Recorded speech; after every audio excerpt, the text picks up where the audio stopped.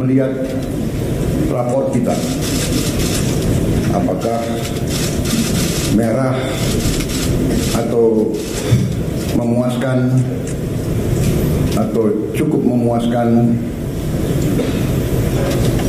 atau sangat memuaskan. Kalau kita lihat secara objektif, saya mau katakan bahwa dalam 6 bulan kita memerintah, kita telah mencapai hal-hal yang cukup berarti, hal-hal yang bersifat fundamental,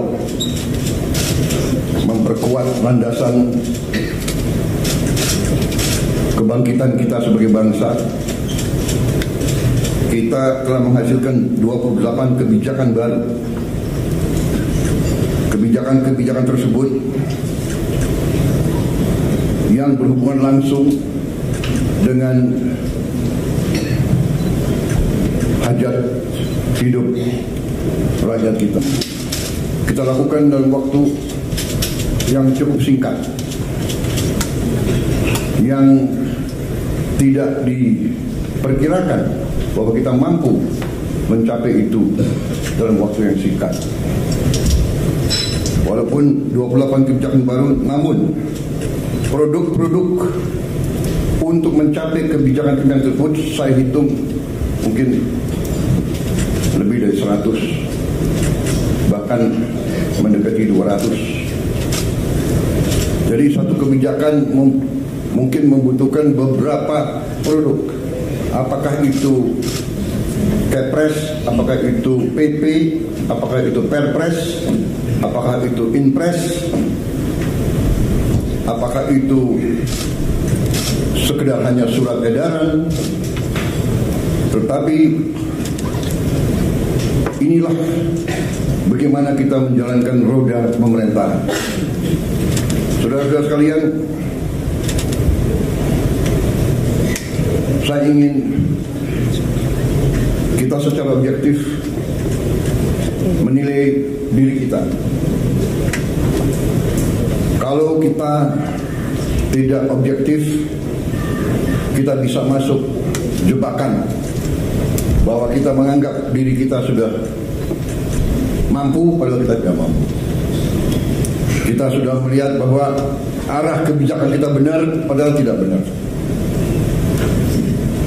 Saya ingatkan agar kita sadar bahwa pemerintahan sebuah republik, apalagi republik sebesar kita,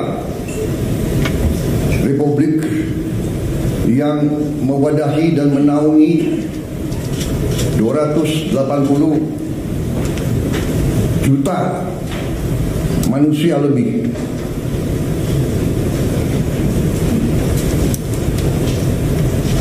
tidak bisa sembarangan. Bisa diibaratkan sebuah pendulum, di atas bergerak sedikit, tapi pendulum yang di bawah bergeraknya sangat lebar. Keputusan yang keliru di atas akibatnya tidak mudah bagi mereka yang paling di bawah. Kita harus ingat juga azimut sebuah kompas. Kita deviasi sedikit di awal, setelah kita berjalan beberapa ribu meter bahkan kilometer, itu deviasinya sangat besar.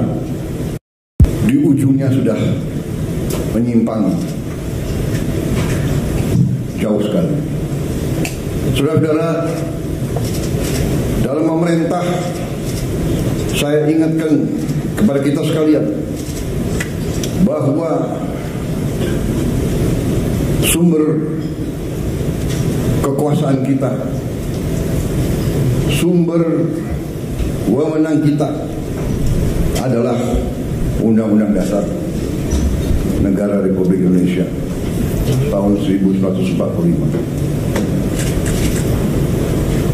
Kita sering mengucap itu, kita sering menyatakan bahwa Pancasila adalah dasar negara dan kita selalu mengacu pada itu. Tapi marilah kita jujur kepada diri kita sendiri. Apakah kita benar-benar sudah menggunakan Pancasila dan Undang-Undang Dasar 1945 dengan sebenar-benarnya atau tidak? Karena menurut pendapat saya, Undang-Undang Dasar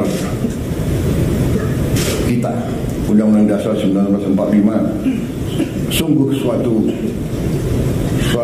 produk yang luar biasa. Tetapi sebagaimana saya katakan, menurut pendapat saya, elit bangsa telah sadar atau tidak sadar deviasi daripada Undang-Undang Dasar 45.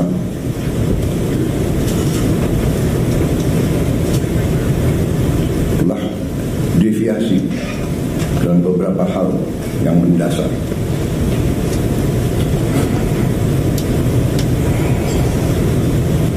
Kalau kita deviasi yang saya katakan, di awal penyimpangannya sedikit, di ujungnya penyimpangan besar. Saya ingatkan bahwa rancang bangun Undang-Undang Dasar 1945 kita luar biasa. Rancang bangun yang telah dibuat oleh pendiri bangsa kita luar biasa. Kenapa? Karena pendiri bangsa kita mengalami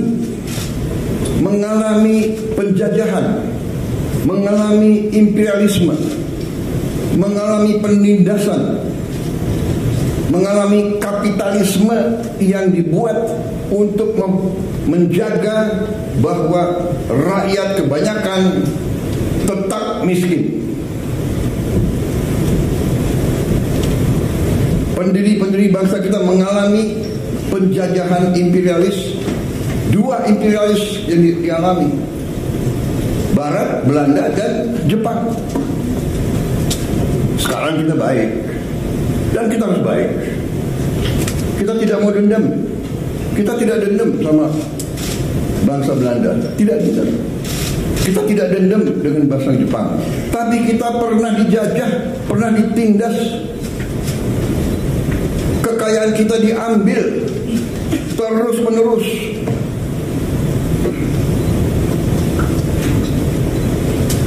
Rakyat yang banyak dipertahankan agar tidak menikmati pendidikan, agar tidak boleh ikut dalam perdagangan. Rakyat kebanyakan suruh jadi buruh dengan upah murah, suruh jadi petani dengan penghasilan murah rendah, suruh jadi nelayan. Ini harus kita ingat, saudara-saudara. Dan alhamdulillah kabinet kita memerintah, dan kita harus berjiwa besar, kita harus objektif. Kita bisa lancar begini, kita bisa bagus begini karena transisi pemerintahan berjalan dengan lancar, dengan baik. Saya dibilang apa itu? Presiden boneka. Saya dikendalikan oleh Pak Jokowi. Ya, seolah Pak Jokowi tiap malam telepon saya, konsultasi.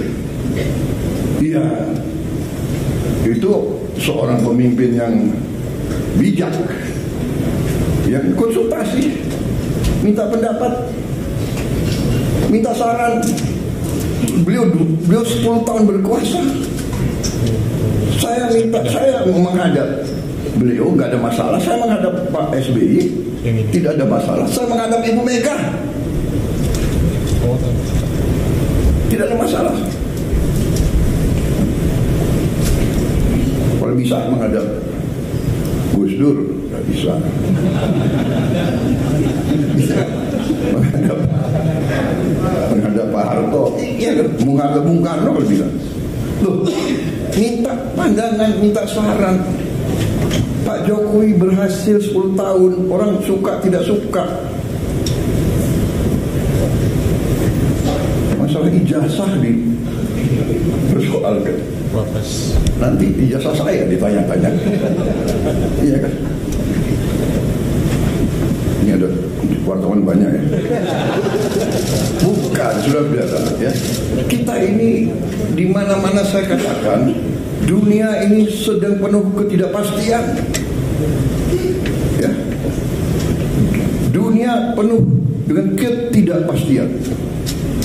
Kita rasakan sekarang. Kita rasakan, kita jujur, kita rasakan. Sekian puluh tahun kita menjadi the good boy. Ya kan? Ada negara yang besar, negara yang kuat. Bilang ke kiri, ya monggo. Bilang ke kanan, monggo. Kita ikut World Bank, kita ikut IMF, kita ikut. Ya kan? Tapi globalisasi, ya kita ikut. Tapi sekarang yang meninggalkan sistem yang mereka bangun, mereka sendiri.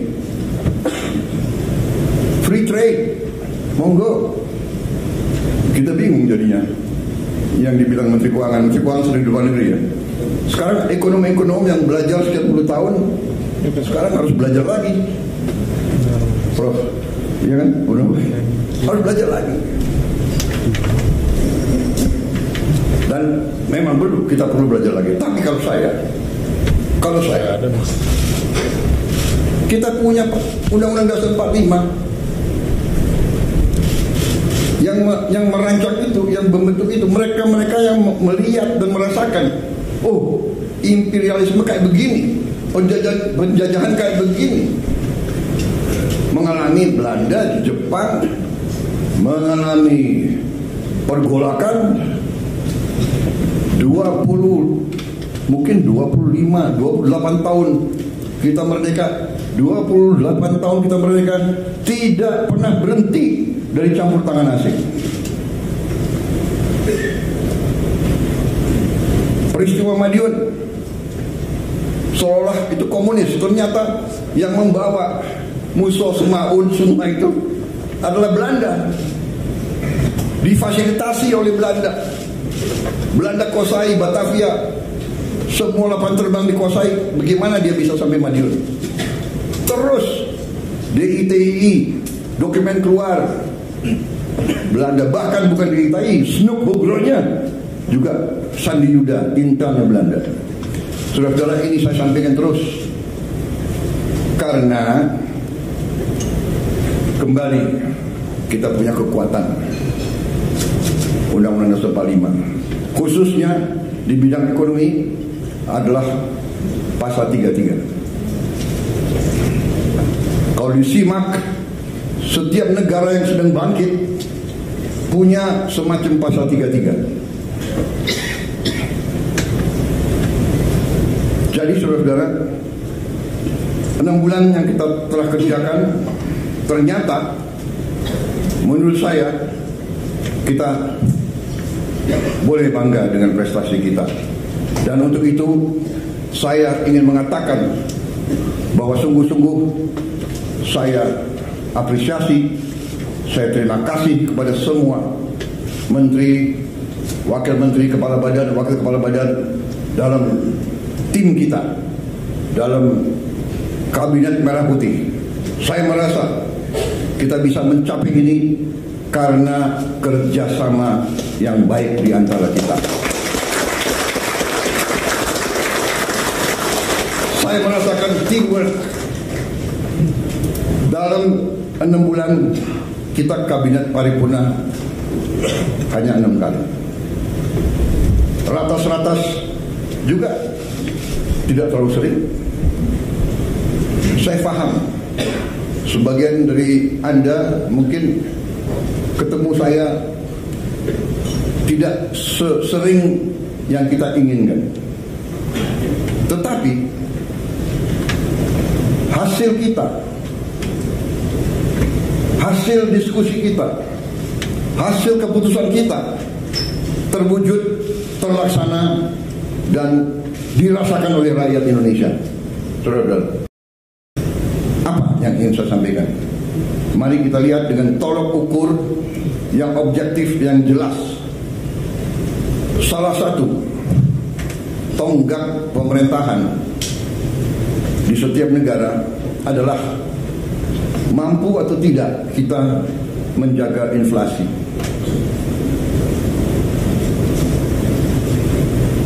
Inflasi kita salah satu terendah di dunia, mungkin di antara 5 negara yang terendah di dunia. Mungkin inflasi yang lebih rendah dari kita mungkin Tiongkok, Mendagri. Ini prestasi, dan saya harus katakan jujur, ini bukan karena Mas Gibran ada di sebelah saya, bukan.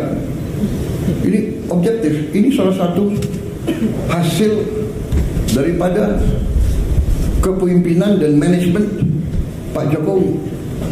Mungkin pengalaman beliau sebagai wali kota membuat beliau ngerti bagaimana memanage inflasi yang mungkin nggak ada di buku, nggak diajarkan di Harvard atau di MIT.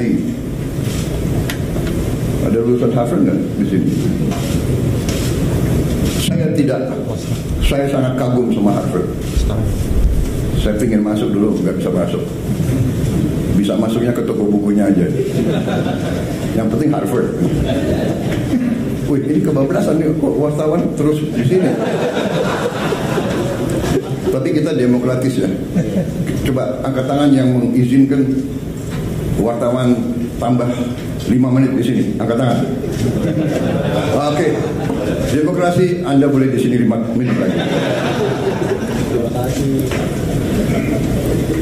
Gak apa-apa, karena ini sesuatu yang baik ya, bahwa saya sebagai, bisa dikatakan saya adalah di sini apa ya, sebagai manajer tim ya. Loh, kalau tim saya berhasil ya saya harus muji dong, benar nggak? Nggak apa-apa. Saya merasa teamwork kita bagus. Saya merasa garis yang kita tentukan terwujud di lapangan. Inflasi terwujud. Banyak negara mau belajar bagaimana mengendalikan inflasi dari kita. Mendagri gak usah diceritain deh. Iya dong. Apa itu? Rahasia dapur jangan dibuka semua, kecuali kawan. Kalau kawan mau belajar boleh. Saudara-saudara, yang kedua, tolok ukur yang bisa dirasakan, yang saya rasakan juga. Saya rasakan karena saya sudah lama jadi orang Indonesia. Dan saya waktu anak kecil, orang tua saya Menteri Perdagangan. Jadi saya lihat bagaimana setiap lebaran, setiap akhir tahun, orang tua saya tegang. Pak Mitro hitung, kumpulin setiap item, dicek. Sampai Pak Mitro pernah di Tanjung Priok, di dermaga nungguin kapal. Pemerintah waktu itu mau intervensi karena krisis pangan, harga-harga juga menjulang, sehingga pemerintah intervensi. Pemerintah bertindak menjamin di hari-hari kritis bahan-bahan tersedia. Dan sekarang